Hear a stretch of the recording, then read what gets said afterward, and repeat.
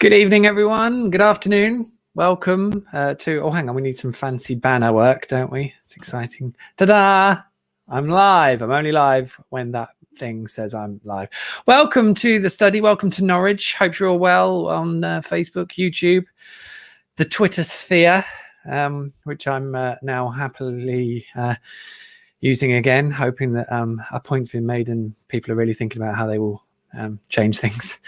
But that is probably an ongoing battle. In the meantime, I guess we should continue to try to use it for good means and hopefully shelving people who can't cope with being nice. So welcome this Wednesday evening. It is 4 minutes past 5 on Wednesday afternoon. This is my 10th Norwich City Q&A live debrief thingamajig. I think it's several months since I did one on well, I can't remember now. It's probably earlier in the year.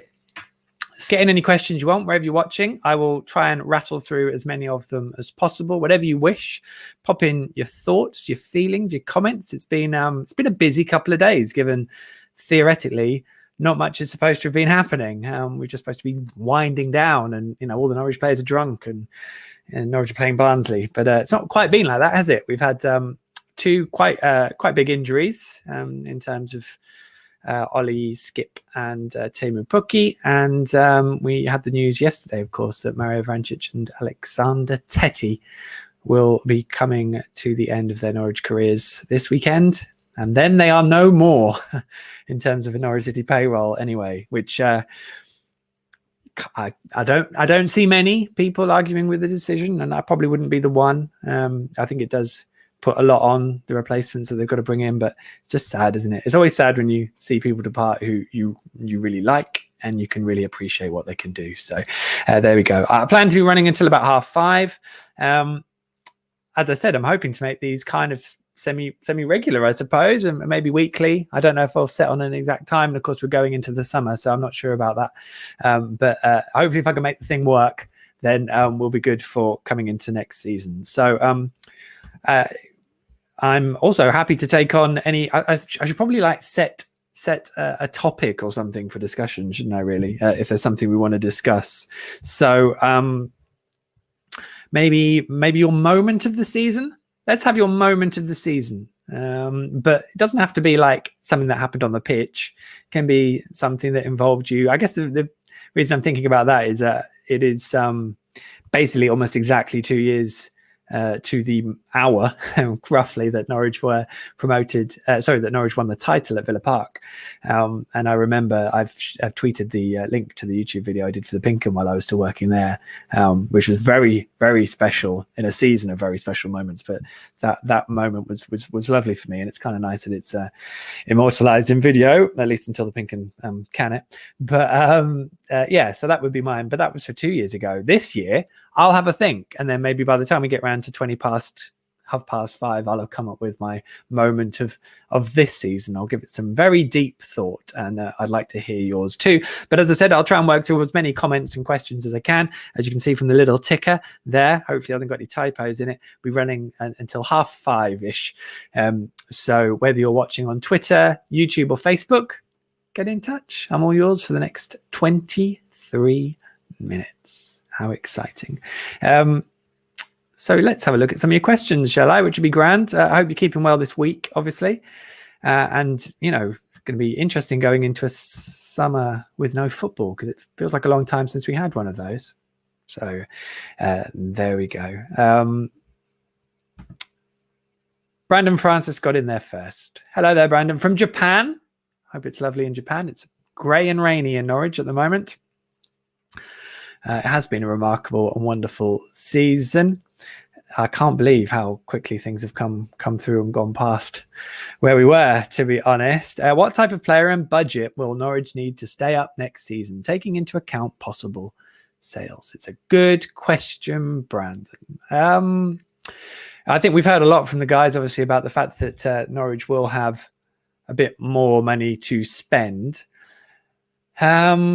I think that they probably could have spent going towards 10, 12 million pounds on a player 2 years ago. I don't think the right move came up in that summer transfer window, and then by the time January came along, I think they were kind of reticent to go for it, and then probably grateful that they didn't come the pandemic. Norwich are in a better financial position, but I do get the feeling that COVID has still left a hole they're going to have to fill. So I would expect that we will, bearing in mind they've already basically bought one player for 8 million and one for 6 in Ben Gibson and Dimitri Yanulis, that they are going to be picking up a handful of other signings, but if they do then sell one, some of that is going to go towards it. So I think it will be a handful, and I think they will come with fees, which again is different to 2 years ago. You think about that recruitment. What was it? 750,000 for Sam Byram, Ibrahim Amadou on loan. I know I'm going to miss someone now, aren't I? Ralph Farman on loan, albeit with fees to bring those loan players in, and then Josip Drumic on a free. So I mean, they'd have had to pay for that, but not in necessarily the same way. So that recruitment kind of was an issue, wasn't it? But hopefully Norwich will step on away from that. And in terms of the type of player, I think that's been quite well documented now. Athletic. They're going to look like Premier League players, I suppose. Athletic, strong, technically able.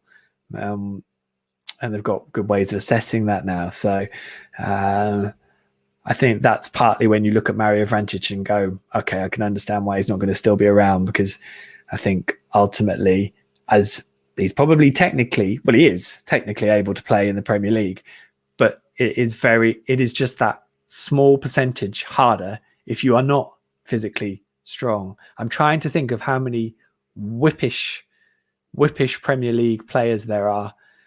And if they are really whippish, then they're so fast that their whippishness is not so much of an issue. So, I'm thinking of Son at Spurs. Obviously, there's not much to him, but he's so fast that sort of helps. So I suppose you're looking at for exceptional athleticism, either in pace or in size. So that's what we see. All costs money though, doesn't it? So it's not going to be straightforward, but there we go. Lovely to hear from you anyway, Brandon. By the way, Hive Mind, if anyone has anyone they think Norwich should go for, I'd love to hear your suggestions. I get asked this question a lot.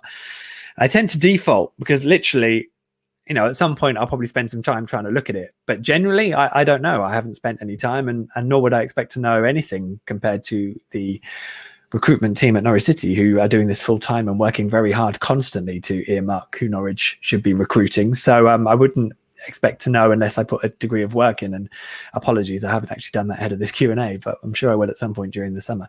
But likewise, I'm interested to know if you guys have watched anyone and thought, cool, I like them, and try not all to say Arnie Danjuma. Stephen Pass. Hello, Stephen. I am well, thank you very much. If we accept that we need a third centre-back to compete with the current two, has Omobamidele made Zimmerman surplus to requirements as fourth choice? I mean, I don't have an issue with Norwich having 5. I have to be honest, with what happened last time.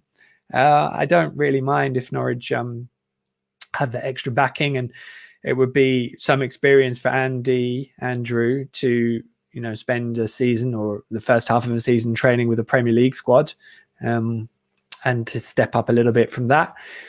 It's really interesting what happens with Andrew from here, though, because he's had a good, promising start. So do you cash in on that because he will get Championship loan offers? I would be surprised if not, because you only have to look at what he's done this season in these 8 games.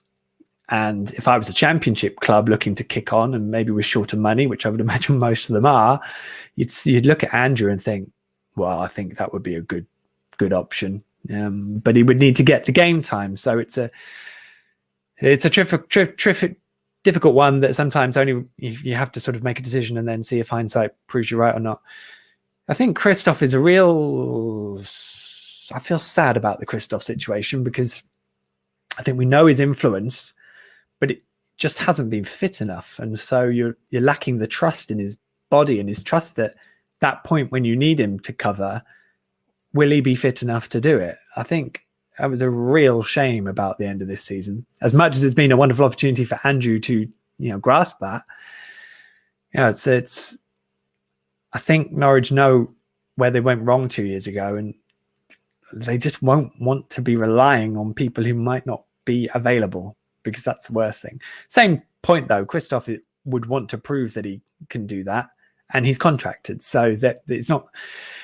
I feel like a lot of people want a lot of change because that's the way of doing it, but ultimately you can't just do a lot of change because there are parties involved and not everyone wants to move, and it takes a lot really to move on footballers, whether they want to or not want to, whether the club wants them to or not wants them to. So I think maybe Christoph's situation will play a part in what happens to Andrew, but I think it's really nice to have seen Andrew come through and show what he's done over these few games, and I thought he was exceptional against Reading, actually really consistent.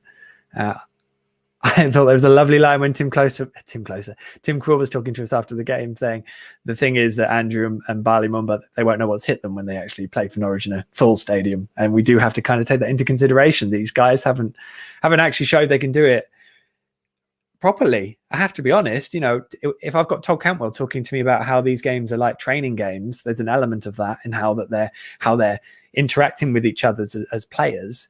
Then, you know, you can't really sit there and say, well, Bali Mumba's shown what he can do for Norwich in front of 27,000 people, because he hasn't yet. And that's not fault of him, obviously, but it's the same with Andrew, you know.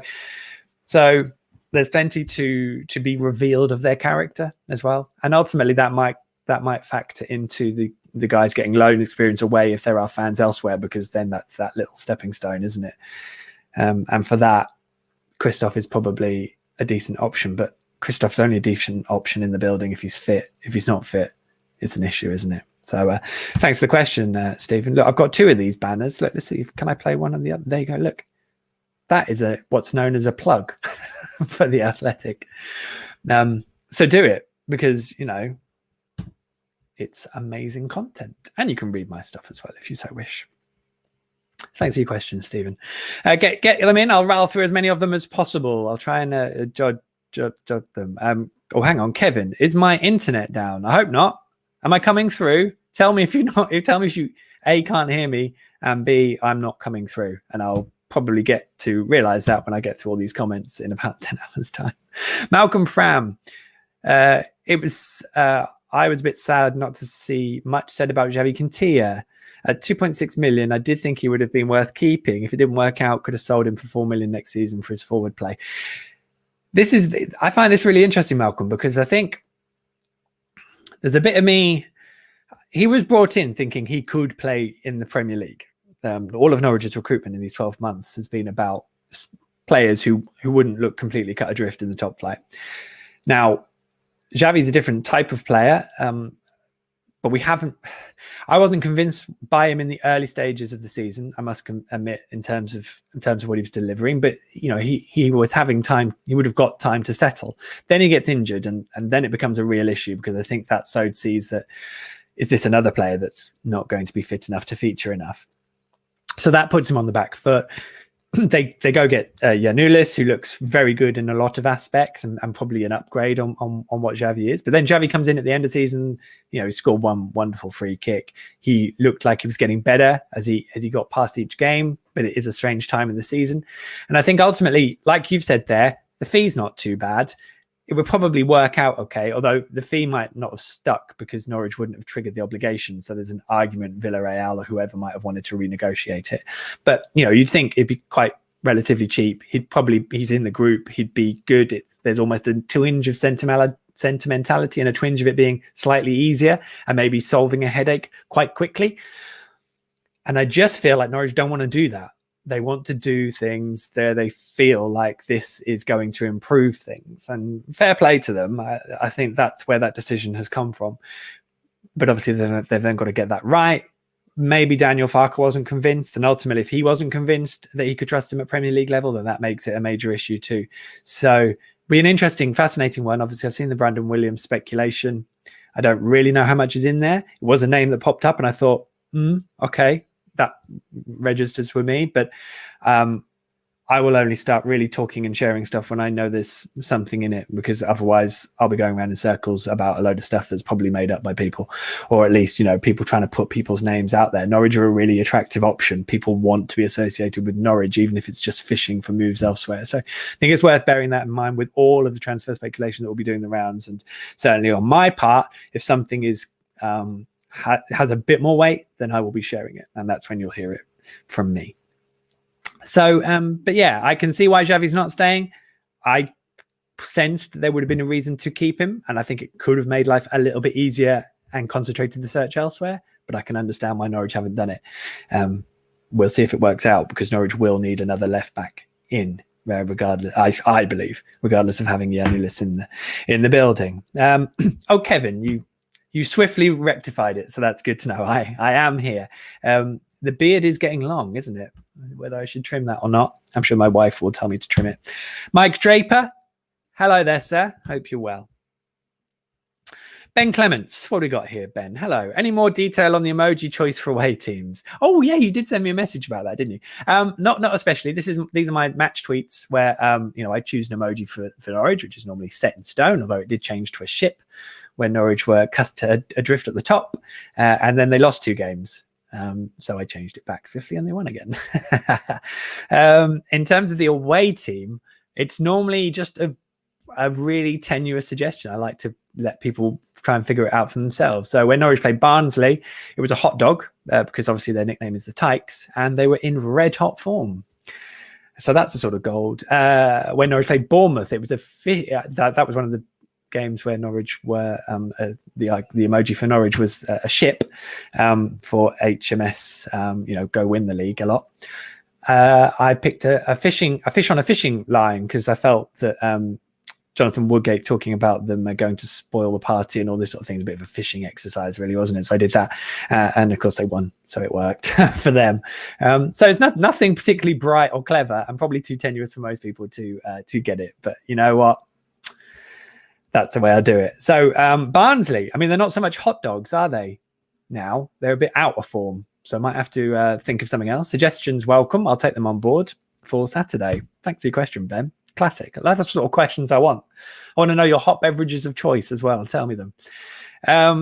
Toby Heisted. Hello, Toby. What happens with Drimich, Closer, etc. when they're back? Well, I don't think they'll be coming back per se. I think basically they'll finish their season. I would like to think they'll get a phone call of some such saying, well done, go find that next club, maybe go and stay where you are if they'll keep you, which I guess would be the first instance. Basel did have an option with Tim, so I don't, to be honest, know whether that's going to be carried out or not. And obviously Moritz Leitner is another one there. Tom Treibel, has he done enough to stay at Blackburn? Not sure. Their season hasn't really gone the way they would have hoped. So yeah, tricky one for them all. But I can guarantee there is no way they will be anywhere near Norwich's first team squad next season. And they'll probably just take the hit in their wages if that is what it needs to be. Good question, though, Toby. We'll see how it works out. Daniel Emery, good evening, Daniel. What's Hugo's situation going into next season if the club signs a new striker? Yeah, really interesting one with Jordan. Really interesting one with Adam Eder, because I mean, it's been a horrible season for him in terms of his injuries and all those sort of things. But by the same token, get a really good preseason. He's a sort of player where he gets a really good preseason under his belt, feels fit, looks in good form. He can quite easily push himself to the fore. And I don't think that would impact whether Norwich look for another striker, because I would like to think that they will do that. I think it's tricky for Jordan. He wants to prove himself in the Premier League. I struggle to see him. I struggle to see him beyond just being a foul waiting to happen all the time. I've got to be honest. But if he can sort of not do that, especially slow motion VAR replays, can you imagine it? But Jordan does really offer something. And I know he's so hungry to do something in the Premier League as well. So I've learned not to write people off, because you never know what their new circumstances and their deep hunger will do to them. So it'd be really interesting, because I think Jordan's really helped create a freshness in the group dynamic, and I think he could be quite important if he can stay on top of that in the team. But you don't want him just being a mascot either. I don't think that's fair to him. I think he's better than that, and he could certainly shake a bit up, couldn't he? You just don't know. It's going to be fascinating. But none of that should really factor into whether Norwich get another striker option. I think they need another striker option. And to be honest, in the Premier League, I don't really want them to worry about the size of the squad. I want them to get in the players they need that improve their quality and they can afford. And that's what I want them to see them do, and maybe just worry about the rest later. But maybe I shouldn't say that. But obviously not in a risking the club way, but in a, we need this group of players. We need different options, because if we've just got the same options that aren't good enough, then the season's going to end the same way. We've also got an interesting dynamic with Teemu Pukki, of course, now, in that it's all very well Marco Caneva saying, oh, Teemu will be fit for the Euros, it'll all be fine. But there is a massive incentive for them not, do not give him an operation, because then he's ruled out without risking it. Risk and reward. Teemu Pukki does not want to not be at the Euros. And I'm not suggesting that they're not thinking about the injury in the best way for Teemu's long-term career. Obviously, I'm not. What they will do is something that they believe will be right, and that will be, in the best interest of him making the tournament without risking him stupidly. That doesn't necessarily mean that come the other side of it, there isn't maybe an issue that could have been. Let's be honest, if Teemu had his operation now, didn't feature in the Euros, he would be ready for pre-season and in perfect condition to go. And this way, whether he needs surgery or not, because he might not need it, I don't know. I don't know his medical data. I can't really talk about it with authority in that instance. Just hope that what happens plays out fine and Teemu is okay and fully fit, and there are no recurring problems, because ultimately, if there are, Norwich will have to deal with that themselves. No, and Teemu, Finland won't.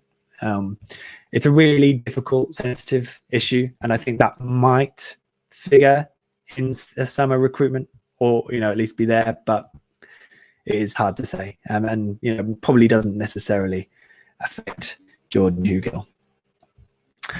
But it's a good question, Daniel. Hope everyone's all right. Let's rattle through some of these a bit quicker, shall we? Norwich City signings this summer: right back, centre back, central defensive midfield, central attacking midfielder, striker. Any others or changes? I mean, I think Norwich might need another pace wing option. At the moment, you've got Anel Hernandez, Shemishwar Poeta. Have either of them done enough this season to make you think, I can't wait for them to have a go at the Premier League? I just don't see it. And I think if you're looking at strengthening Norwich's team, as good as Todd, Dowell, and Buendia are as a three, and bear in mind not all three of them might be here next season, a pacier, productive option that you can spend more money on, because appreciate those two relatively cheap, and Norwich will have more spending power than when they bought those two. I'd like to think that the recruitment team could find one of those. So that's what I would add, but the rest I kind of agree with. Right back's a tricky one, because if Max doesn't go and you've got Max and Barley, you might be all right. You hope Sam may even play a part. So there is options there. Left back is probably more of an issue to me, because you have Dimmy, possibly Jakob, but he's not really a left back. So I can see them bringing in a left back. Again, I don't know anything concrete in terms of Brandon Williams, but someone who could go play there and also play cover right back, I think it'd be quite an astute move. But that would need United to sanction it, and also you've got other clubs looking at him, and also would he actually be a backup? It's a difficult one, isn't it? Because United will want him to play, but I do really like him as a player. I think he's terrific. So interesting one. I mean, I guess also Norwich don't want a young, inexperienced player in their back four necessarily, because that was part of the issue last time. But Brandon's played a bit of football, so it's probably less of an issue there. Arthur, hello, Arthur. Lovely to hear from you. Do you think there's an air of complacency amongst fans on Aaron's importance? Some have floated the idea of Aaron's plus cash swap for Skip. As good as Skip is, that right back slot is never easily filled. I think you make a good point, and I think you think Max didn't even figure in the top 3 for player of the season. I feel like he's coasted through the season. I have to say, it's looked so easy to him, and he's been consistent. He's not really shone beyond a lot of his teammates, yet there's been a lot of times when he's got forward and been really important in the attacking third. And again, I wrote a piece about this on The Athletic. The dynamic of Max Aaron's job in the Premier League is so different to what it's been this season. He is so much more tested. There is an argument that would almost be better off in a Premier League team that will spend more time on the front foot like Norwich do in the Championship, rather than being in a lower end Championship team that has a lot more defensive emphasis on it. And that's not to criticize Max's defending, because he is quite a complete fullback, just the dynamic of his game. So really interesting one. And I guess, yeah, it's hard to maybe appreciate what Max has done and that level of consistency. I don't think I've ever seen him see a bad game. And I think that may be an issue then if he's not around. I'm still not entirely convinced he goes. I think it'll be really fascinating. The issue again with all of these players, lots of people telling, and I'll just move on to Sophie's question. The question about these players is who comes in for them and how much are they offering? You're going to need big clubs. So we're probably talking top 8 or ones really looking to kick on with money. So I guess we're sort of thinking Aston Villa, who may be looking for that next level up, to really throw a lot of money at it to convince Norwich to sell. That's the big thing. And if that club comes along and they do it, then fair enough. But, they may look for value elsewhere. They may figure that they're maybe slightly overhyped. I don't know. Maybe that was some of the issue with some of the Norwich players 12 months ago. Maybe they want to see them have another go at the Premier League to be convinced. I don't necessarily think some of these big clubs are particularly imaginative or they don't like a risk, I sometimes think, although some people would say it's not much money to them really, so it doesn't matter. But are they maybe a bit more risk averse? I don't know. How is it 5:30? Right, I'm going to rattle through. Thanks for the questions. I'm obviously far too slow at this. No, I think Queen Quintia is done. I think the quotes yesterday ended that. So there we go. What Pookie injury? Oh, Toby. Ankle ligament damage. He won't play on Saturday. I think there is still a hope he will be there. But we'll have to see. So, but yes, he is injured and he is a risk for the Euros, although Finland are confident that he will plough through. I'm going to have to apologize. I cannot believe how many messages that have come through. I've been sat there talking for ages about each one. Rapid fire. I'm really out of practice, which is why we'll need to do these regularly. Andy White, I'm really well. Thank you so much for asking. Apologies if I missed your messages now. Matthew Bell, you're in Australia. Good to see you. Important win at Barnsley or celebrations to continue affecting the mood. Well, Barnsley haven't got anything to play for, so maybe apart from finishing 5th, but I don't know if they'll be so fussed about that. They might fancy playing Brentford. So I think it'll just be a free for all, really. Let's see what we get. I kind of hope that that Alex Tettey and Mario get starts, to be honest. But maybe that won't happen. I don't know. It would be nice. So there we go. Where has Soto gone, says James Hotchkiss. He's not featured for the under-23s lately. No, he's training with them, apparently. So he's not injured, as far as I know. So just not being picked, which is a shame, really. So, yeah, maybe we'll see where that happens the other side of the summer. So let's scrap through some of these. Johnny Brunton, your moment of the season, 7-0 victory at Huddersfield was indeed amazing. Richard Reason, City is listed as a first teamer. Is there a problem with him? No, I think he is a first teamer, but he was brought really for the 23s. He's still 18. Had only played half a season, I think, in France's second division. So it was, without wishing to call it a bit of a punt, was probably a bit of a punt. He didn't feature when he was on loan in Belgium, which I think tells you he's some way off featuring for Norwich's first team. So I think he really needs some football. If not, Norwich may say it didn't work and it was a punt that failed. So I think he was also trying to learn English and things like that, which is difficult if you're then sent to Belgium, I suppose, because you're not going to get much practice at that point, are you? But we shall see. NCFC at Wembley, new contract for Neeland. Yeah, you're right. No mention of Ola Neeland. There was a suggestion. I think there was something in place that there was an agreement that there was a deal in place for him to sign on a longer term, but that deadline passed, so it got missed. And now Norwich are at the point where they're still deciding whether to keep him on or not, which again makes me think they're not fussed, but we will see.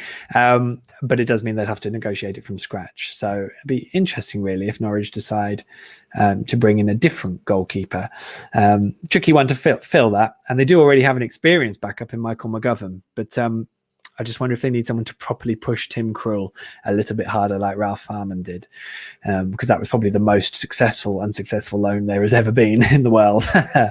BB 25 AM, moment of the season, Josh and Max's goals versus Sheffield Wednesday. Yeah, well done for saying Josh Martin's goal versus Sheffield Wednesday, because for a young man who's made huge strides to get into a first team picture this season and maybe then still didn't feature as much as he wanted, his first league goal, what an important goal within coming on. Brilliant moment. And of course, Mario Vrancic with the assist. Obviously, it's the way. Rob O'Brien, your moment was the first half against Huddersfield. I mean, Kieran Dowell, I love him, the way he's chipped in with goals. I mean, you can forgive him drifting in games because he's just there with contributions. And that does really, really bode quite well for next season, I think. So, so we will see. Craig Brooks. Hey, Craig. Hope you're well. Tetty deserves a testimonial and Vrancic will be missed. Can't wait to get back in the ground. Yeah, I'm sure you are not the only one. David Hughes. Want to pose the Poeta question. Hinted a few times it seems the team haven't bought into him. So anything in this? Or is it just not on the same wavelength? Yeah, I mean, look, this is my perception of watching him.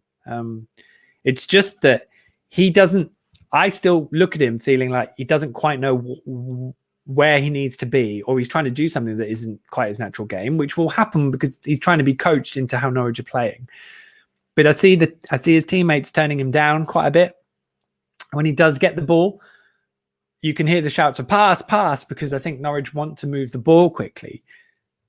So that just leaves me sitting there thinking, well, what is Šemić doing then? Because if you're not going to have him high up the pitch so he can run onto things in channels or run at people 1v1, I don't see what the point of him is, because they're his strengths. And I think that's a tricky one. And also it's a tricky one going into next season, because if Norwich have got, I can sit here and say Norwich could maybe Norwich should have an upgrade on that sort of player in the Premier League, but they need to perfect how that works. 2 years ago, they kind of had that. They had a direct option, and they kind of had a good balance between that and also the intricacies that Emi brought on the right.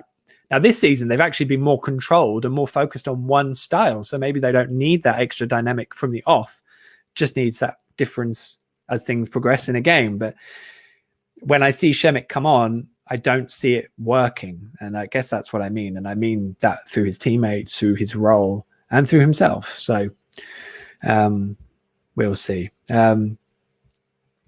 There we go. Graham Turner, how much will Buendia go for? As much as someone wants to pay for him, but it'll need to be a lot of money. I mean, they wanted him to be 40 million quid, but that was pre-COVID. So there we go. It's difficult. Daniel Wright, at what point did I think this side of going up? Well, I did predict they would win the championship before a ball was kicked, which I do keep reiterating, because I feel like that's the case. That was the case with the strength and also the weakness in the championship. And I think, I don't know. Yeah, probably the Sheffield Wednesday game when they came from behind. You're a bit like, they can beat anyone really. Even Brentford, where they played quite well and they managed to get a goal back. There are so many little moments, but it all kind of backed up how I felt at the start of the season. So I would have been disappointed at any point in the season had they not have won the division. I have to be honest. And that's even when they were struggling at the start. I did worry whether they would still be able to get Emi and Todd focused. And that was a real concern at the end of the transfer window. But so maybe then the Rotherham game is key, because you could tell then there were really positive signs, certainly from Emi. And then Todd's followed once he got back to full fitness in December. Both of them have been phenomenal since they really hit their form. And it's been wonderful to see. Rob O'Brien, what's happening with Sam Byram? We don't know really. It's going to be a lot on how he comes back in pre-season. If he can't feature in pre-season, I think that might have to be it, because what else do you do? They may already feel that at the moment. I don't know no one wants to put any pressure on Sam, because they just want him to, I think they just want him to come through. So yeah, it's a really tricky one, but we will see. Gay from Chelsea would be, that's an interesting shout for a loan, which I would expect it to be. But yeah, I guess in some ways it possibly depends on the teams that then come up. If Swansea go up in the playoffs, would that make them foremost the option? But also then, will Chelsea want him to play every week? Would Norwich do that if they had Hanley and Gibson? And also is the balance, I suppose, of of loan players, because you want them to have that vested interest in the club. But it's a very tricky one. Matt Morgan, here we go. Some suggestions: Adam Armstrong or Clark Harris. Eden needs out on loan, regular game time. Do feel we need another striker. Soto sounds good. Haven't seen much of him. Yes, I think if we were seeing more of Sebastian Soto, we'd wonder if there was an option there. But there we go.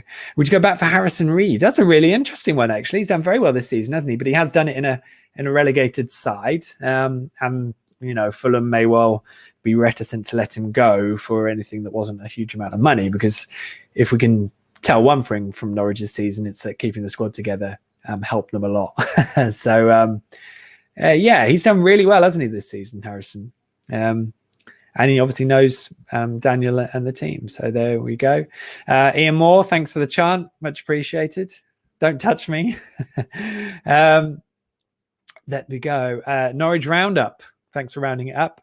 See loads of loans happening. Yeah, I do wonder, I do wonder if they might use that a bit more distinctly. But they've got to be a balance then, hasn't there? They've got to be a balance, because you filter it through the lens of losing Teti and Vrancic. They're two key cultural architects in the squad, in the leadership group, really important characters.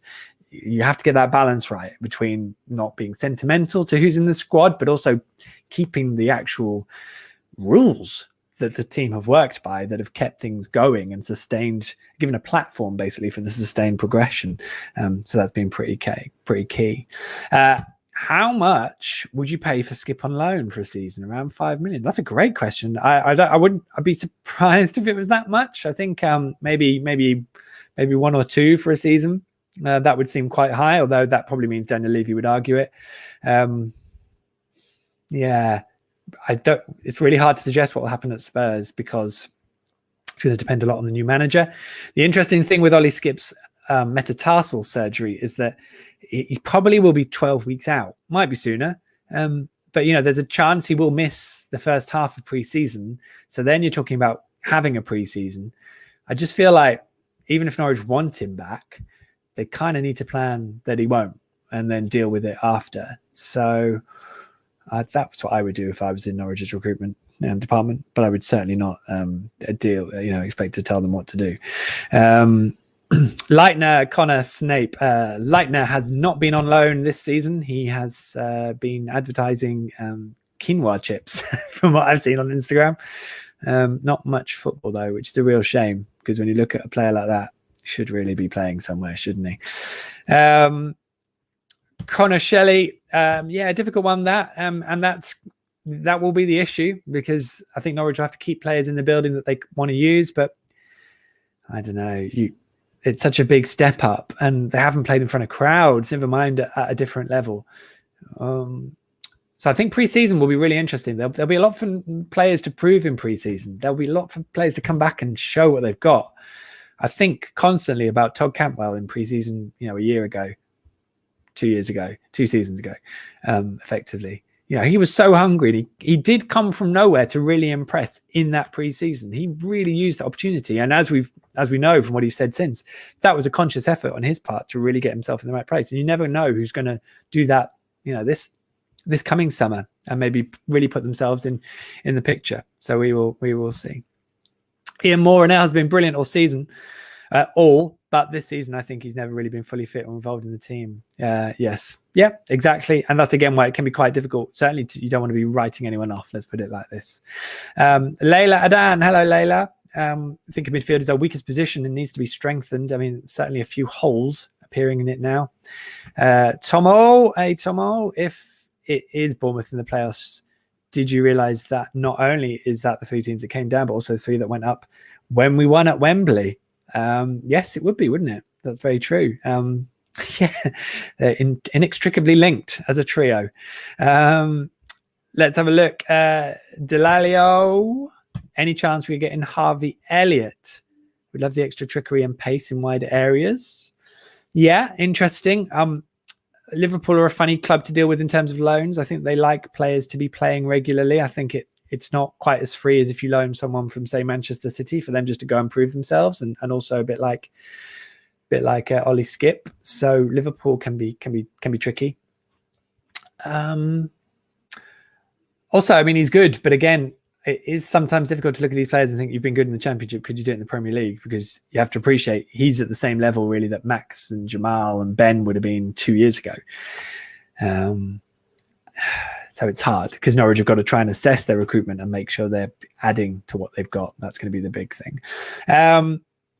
Ian Moore again. I think Kenny's development over the last 2 years has been second to none. I would absolutely agree with that. And again, he's an interesting one because are you looking to, is he one of the positions where you're actually looking to improve? Is it going to be a good summer for Norwich if they've improved that position on Kenny, or is Kenny the level they need to be and improve around him? I mean, in fairness, they've got Ollie. If they don't have Ollie Skip next to Kenny, then they do need to sort that out. So Kenny will have to step up. But I have to say, I think he's become a really integral part of this team in 2 years. And, was very close to player of the season 2 years ago, I would say, last season. So there we go. Cameron Brown, who do I want to win the playoffs and who do we think will win the playoffs? I mean, I think it will be Bournemouth because I think they've got the quality and experience. I think I think when it comes to the key moments, their quality will tell. And I think those key moments will come in the playoffs. That would be harsh on Brentford. And maybe the experience of 2 years ago will hamper them. Maybe it will be a hangover for them. And they'll just have the muscle memory and experience it again. Really difficult for Brentford. Who would I want to?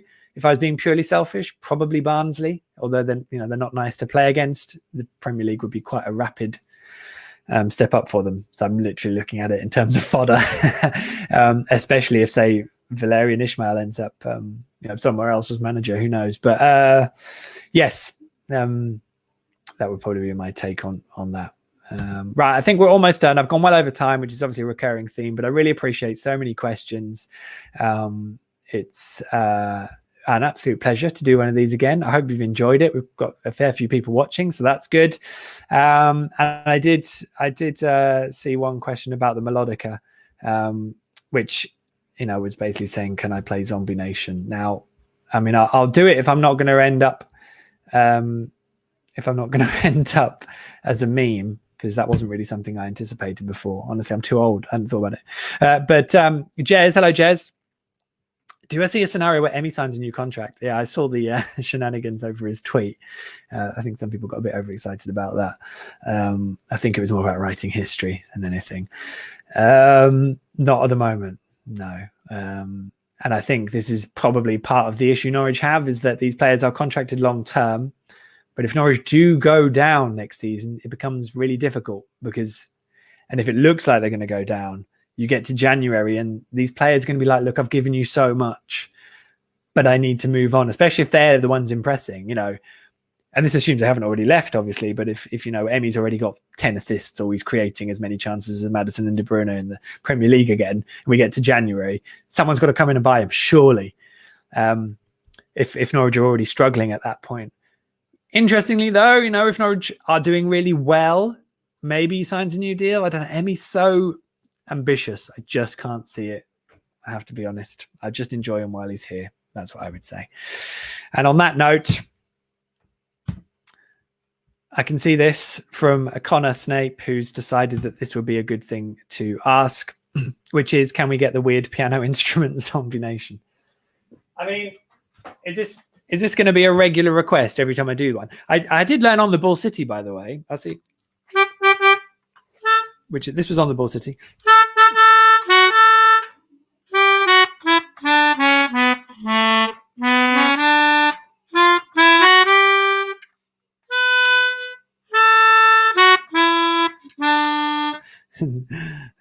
And then Zombie Nation. So I'll sign off with Zombie Nation. What has my career become? Thank you all for joining me. I really appreciate it. I think we should do it again, especially through the summer. We've got the Last on the Ball podcast, which we'll be recording on Monday night. So hopefully you'll have that on Tuesday. Keep an eye out for that. Loads of stuff on The Athletic as normal. If you haven't subscribed yet, you should try it because it's really good. I have some incredibly talented colleagues. In terms of football writing, it is the place to read. In the meantime, though, have a lovely evening this Wednesday. Enjoy the rest of your weeks. I'll see you at Oakwell. Sadly, not literally, but I'm really hoping that'll change soon. On Saturday for Norwich's trophy lift. In the meantime, join in, especially if you're big TNC fans, because I love those boys and what they do.